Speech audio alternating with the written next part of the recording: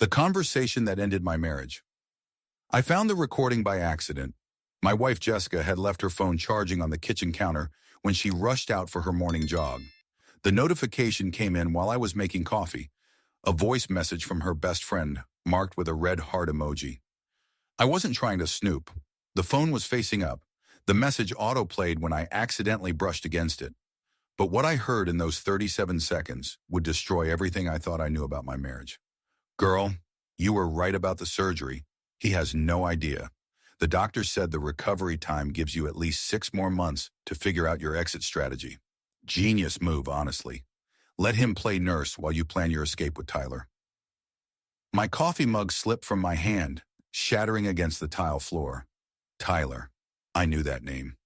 Jessica's former co-worker who'd been texting her constantly for months. The same Tyler she claimed was just a friend going through a divorce. If you're into honest stories about relationships, trust, and betrayal, hit that follow button. You won't want to miss the next one. My wife wasn't sick. The surgery she'd had last month, the one I'd taken 2 weeks off work to care for her through, had been completely fake. Every sleepless night I'd spent changing her bandages, bringing her meals in bed, rubbing her feet when she claimed the pain medication made her nauseous. All of it had been an elaborate lie. But why? What surgery? And what did Tyler have to do with any of this? I replayed the message 3 times, my hands shaking as I tried to process what I'd heard. The voice was definitely Jessica's friend Rachel. I'd know that nasal laugh anywhere. But the casual cruelty in her tone, the way she congratulated Jessica on manipulating me, made my stomach turn. I quickly forwarded the message to my own phone, then deleted it from Jessica's. She couldn't know I'd heard it. Not yet. I needed to understand the full scope of what she'd been planning before I made my next move. The next hour passed in a blur. I cleaned up the broken mug, made a fresh cup of coffee, and sat at our kitchen table. The same table where Jessica had cried about her mysterious illness, where I'd promised to take care of her no matter what. The same table where we'd planned our upcoming vacation to celebrate her recovery. Every conversation from the past month suddenly took on sinister new meaning. Her wincing in pain whenever I suggested she try walking around the house. Her insistence that I handle all the grocery shopping because lifting was too dangerous for her healing incision. Her tears when I'd offered to cancel my business trip next week because I was worried about leaving her alone. All of it had been performance. Academy Award-worthy deception designed to... What? Keep me distracted while she planned to leave me for Tyler? When Jessica returned from her jog, glowing with health and energy that seemed inconsistent with someone still recovering from major surgery, I was sitting exactly where she'd left me. "Morning, baby," she said, kissing my forehead before grabbing her water bottle. "How are you feeling?" "Shouldn't I be asking you that?" I replied, studying her face for any sign of guilt.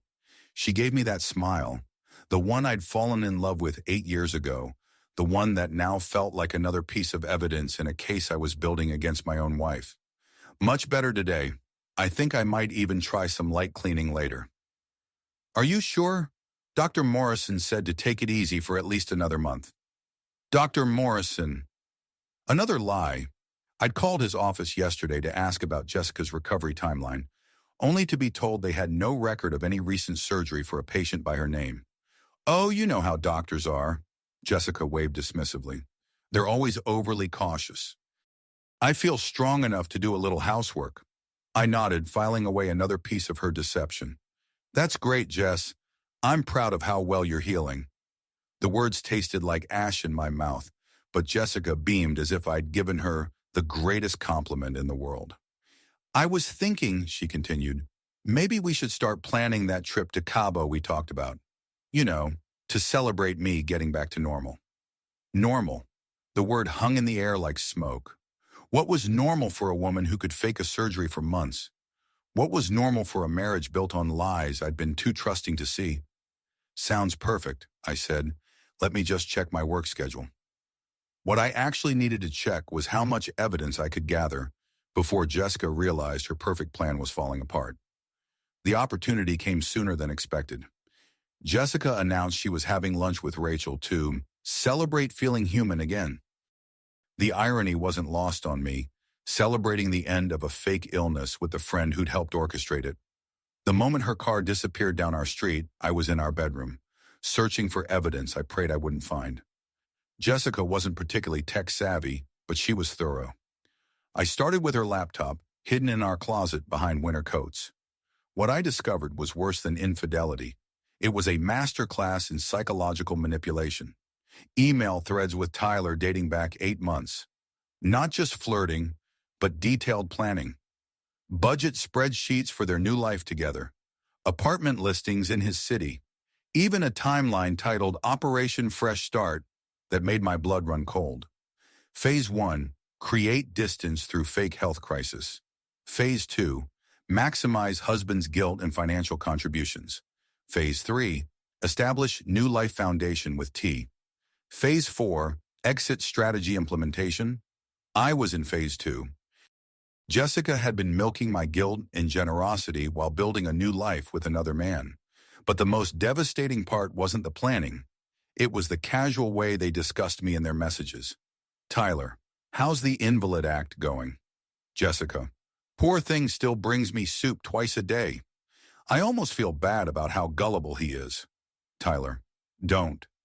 You deserve better than a man who never questions anything.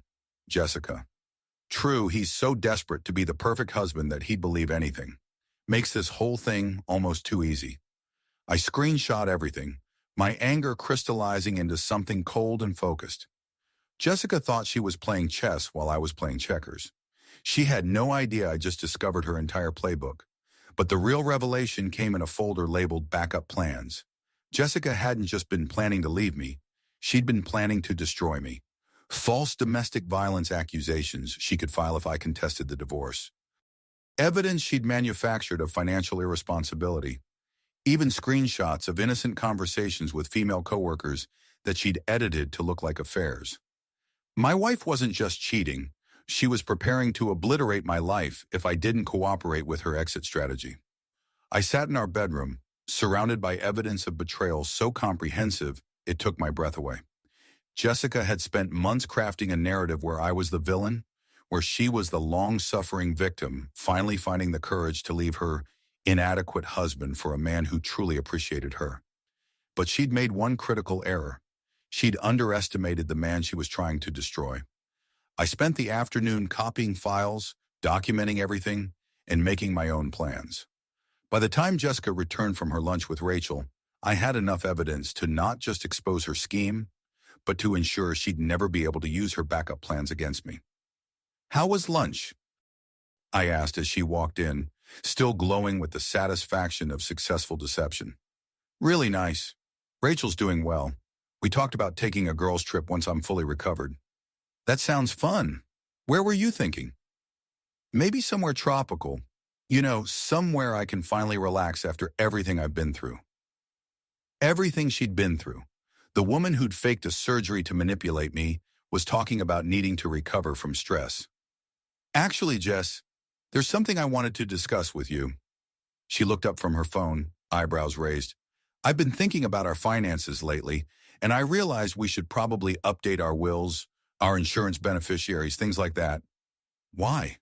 Her tone sharpened with suspicion. Well, after your surgery, it made me realize how unprepared we'd be if something really serious happened to one of us. I watched her face carefully as I continued. I was thinking we should also maybe look into couples therapy, to help us communicate better through stressful situations like medical emergencies. Therapy?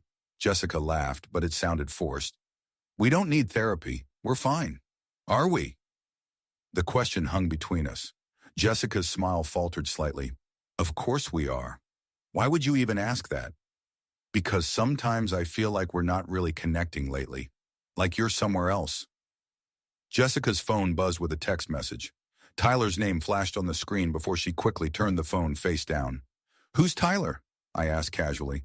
The color drained from her face. What? Tyler, I saw the name on your screen just now. Oh, that's just someone from work. A client. I thought you said Tyler was your former co-worker who was going through a divorce. Jessica blinked rapidly, caught in the contradiction. Right, yes. Former co-worker. He's also a client now. You know how these things work. But I could see the panic in her eyes. She was realizing that her carefully constructed lies were starting to unravel. Jessica, I said softly, is there something you want to tell me? For a moment, I thought she might confess. I could see her weighing her options, calculating whether honesty or continued deception was her best strategy. She chose deception. Marcus, you're being paranoid. Tyler is just a friend. The surgery was real. You were there at the hospital. Everything is fine between us. It was fascinating watching her double down on lies even as they crumbled around her. She was so committed to her manipulation that she couldn't recognize when it had already failed. You're right, I said, standing up. I'm probably just stressed about work. But I do think we should update those legal documents, just to be safe. Jessica nodded eagerly, relieved that I'd apparently dropped my suspicions. Of course, whatever makes you feel better. That night, as Jessica slept beside me, I finalized my own plans. She thought she was the only one capable of strategy, of long-term thinking, of manipulating circumstances to her advantage. She was about to learn otherwise. The next morning, I did something I'd never done in our 8 years of marriage. I served Jessica breakfast in bed with a side of legal documents. What's this? She asked, sitting up against the pillows as I handed her a manila envelope. Those financial updates we talked about. I had my lawyer draw up some paperwork. She opened the envelope and I watched her face change as she read the first document. Divorce papers. Already filed. Already processed. Marcus, what is this? It's my exit strategy, I said calmly. Much more straightforward than yours. Her eyes widened as she continued reading. Asset division that heavily favored me. Evidence of financial fraud. Charges that could be filed if she contested the settlement. Screenshots of her communications with Tyler and Rachel. You were spying on me? I was protecting myself, just like you taught me. I handed her a second set of documents. These are printouts of your Operation Fresh Start emails with Tyler. Very thorough planning, by the way. I especially liked the part where you called me gullible. Jessica's hands trembled as she read her own words back to herself. And this, I continued, producing a final document, is a statement from Dr. Morrison's office confirming that you've never been a patient there, along with a medical evaluation proving you never had any surgery. How did you? The same way you've been playing me for months. I just did it better. Jessica's face cycled through emotions, shock, fear, anger, and finally calculation. I could see her trying to figure out her next move, weighing her options. Marcus, I can explain. No need. I already read your explanation. You told Tyler that you deserve better than a man who never questions anything. Well, congratulations. You got what you wanted. I stood up, straightening my tie as I prepared for work. I'll be moving out this afternoon. Tyler can help you pack. I'm sure he's eager to play the supportive boyfriend role. Just make sure you're both out by the end of the month. The house will be going on the market. Wait, Jessica scrambled out of bed, still clutching the divorce papers. We can talk about this. We can work it out. Actually, we can't. See, the thing about respect is that once it's gone, it's gone.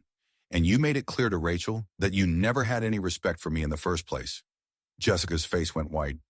You heard that? I hear everything now. Amazing what you notice when you stop trying so hard to be the perfect husband to someone who sees you as a joke. I walked toward the door, then paused. Oh, and Jessica, the fake surgery, the manufactured sympathy, the months of letting me take care of you while you planned to betray me, that wasn't just manipulation. In this state, it's called fraud. Financial fraud specifically, since I used my health insurance and vacation time for your fictional medical needs. You wouldn't press charges. I wouldn't have, but that was before I found your backup plans. I pulled out my phone, showing her the screenshots of her manufactured evidence against me. The false domestic violence accusations you were preparing, the financial irresponsibility claims, the fake evidence of affairs. Jessica stared at the screen, realizing the full scope of what I'd discovered. Here's what's going to happen, I continued. You're going to sign those divorce papers without contest. You're going to split our assets exactly as outlined, and you're going to disappear from my life completely. In return, I won't pursue fraud charges, and I won't share your backup plans with Tyler. Tyler wouldn't believe you. Wait, I smiled for the first time in months.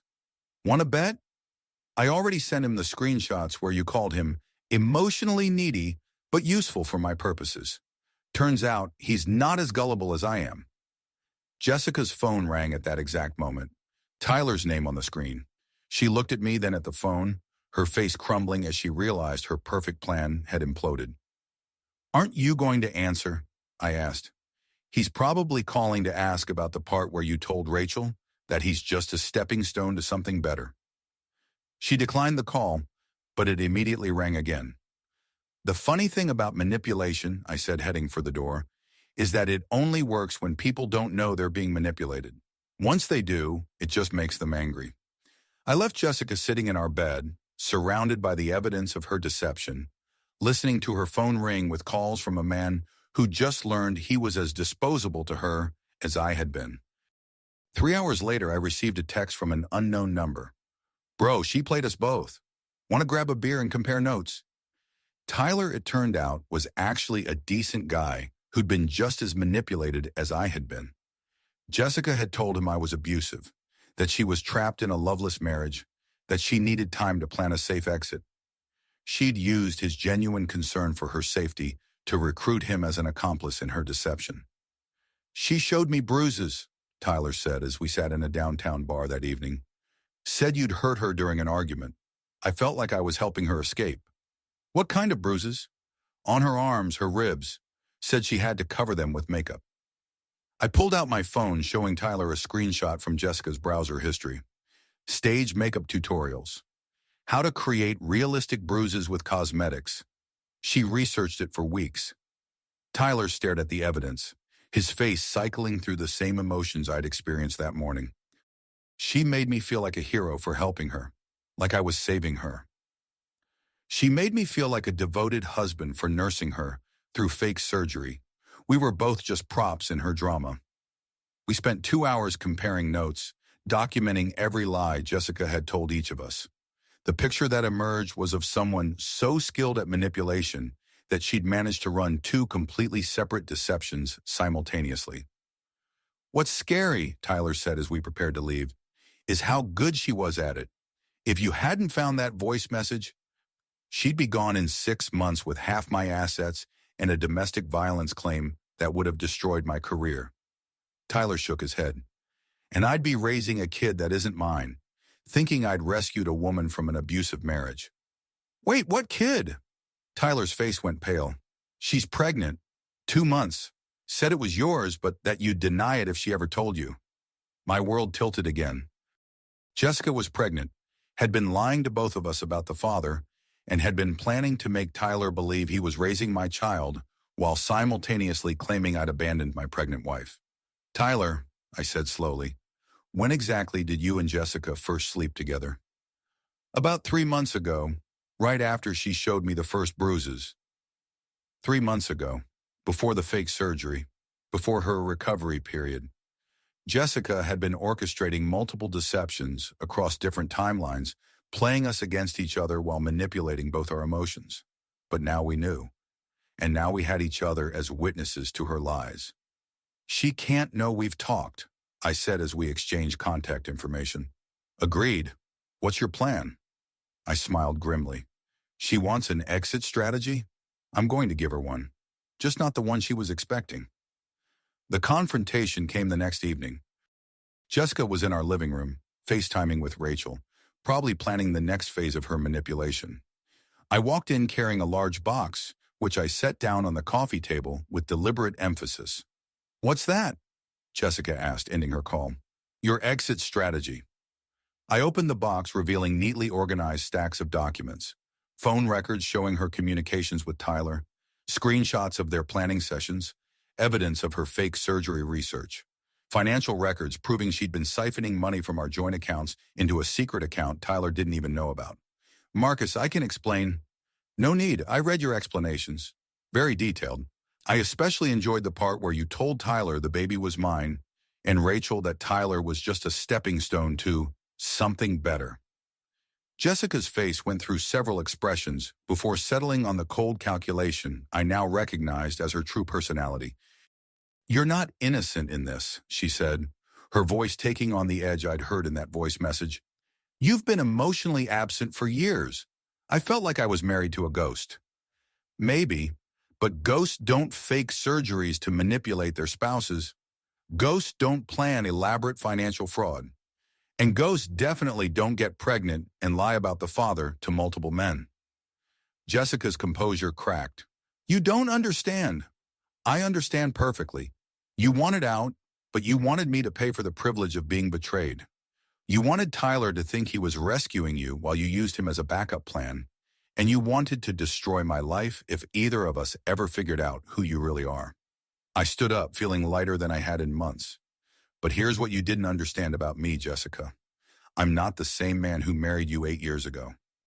That man would have begged you to stay, would have blamed himself for driving you away, would have tried to fix something that was broken by design." I gestured to the box of evidence. "This man documents everything. This man plans ahead. This man doesn't get played twice." Jessica stared at me, finally seeing something she'd never bothered to look for. My backbone. "The divorce papers are already filed. Our assets are already frozen, pending investigation of your financial activities. And Tyler? He's already been served with a paternity test order." "You're destroying my life," she whispered. "No, Jessica, I'm just refusing to let you destroy mine." I walked toward the door, then turned back one final time. By the way, Rachel's voice message autosaved to the cloud. Turns out technology is more reliable than people. The look of absolute terror on Jessica's face was the last image I carried with me as I walked out of our house and into a life free from manipulation, lies, and fake sympathy. 6 months later, the DNA test confirmed what we all suspected. The baby was Tyler's. Jessica's elaborate scheme had collapsed so completely that she ended up exactly where she'd started, alone, pregnant, and facing fraud charges that would follow her for years. Tyler, to his credit, stepped up as a father despite everything. "Kid deserves better than the mess we created," he told me when we ran into each other at the courthouse. As for me, I learned something valuable about the difference between love and manipulation. Love doesn't require deception. Love doesn't need fake crises to create connection. Love doesn't plan your partner's destruction as a backup strategy. Real love is honest, it's direct. It's secure enough in itself that it doesn't need elaborate schemes to survive. I'm dating someone new now. A woman who says what she means, who doesn't need to create drama to feel important, who thinks my tendency to trust people is a strength rather than a weakness to exploit. Jessica taught me to be more careful about who I trust, but she also taught me something more important. My kindness isn't naivety, my generosity isn't stupidity, and my willingness to care for someone isn't weakness. Those are strengths that the right person will value, not vulnerabilities for someone to exploit. The last I heard, Jessica was working at a coffee shop in Tyler's town, trying to rebuild a life from the ashes of her own deception. Sometimes I almost feel sorry for her. Almost. Then I remember that voice message, the casual cruelty in her laugh, the months of fake suffering she put me through. Some people think love means never having to say you're sorry. I learned that real love means never having to fake who you are.